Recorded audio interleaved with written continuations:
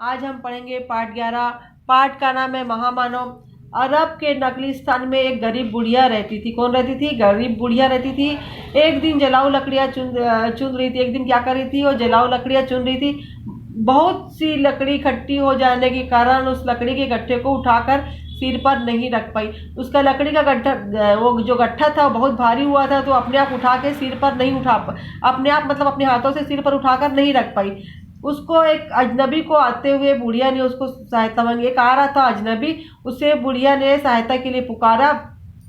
बुढ़िया को अत्यधिक कमजोर देखकर राहगीर स्वयं गट्ठे को उठाकर बुढ़िया के साथ ले चल पड़ा। बुढ़िया को वो देखकर बुढ़िया मतलब जो राहगीर जा रहा था उसको देखा, तो उसके गट्ठे को उठा के उसने उसको उठाया और चल पड़ा।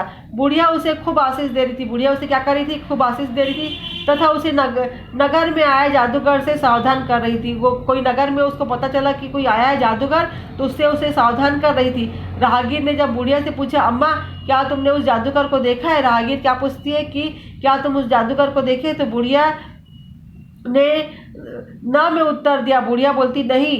इनमें बुढ़िया का घर, फिर इतने में क्या हुआ? बुढ़िया का घर आ गया। राहगीर लकड़ी के गट्ठे को वहीं उतार कर जाने लगा। तब बुढ़िया उससे उसका नाम पूछा, तो बहुत जिद करने पर उसने उसे जादूगर का नाम बताया। बुढ़िया क्या हुई? पानी पानी हो गई और राहगीर से क्षमा मांगने लगी। राहगीर ने कहा, अज्ञातवास कहीं कोई बातों पर लज्जित होने की आवश्यकता नहीं। यह कहकर वो आगे आगे बढ़ गया। बुढ़िया को क्या मालूम कि उसकी सहायता करने वाला कौन था? हजरत मोहम्मद ही था।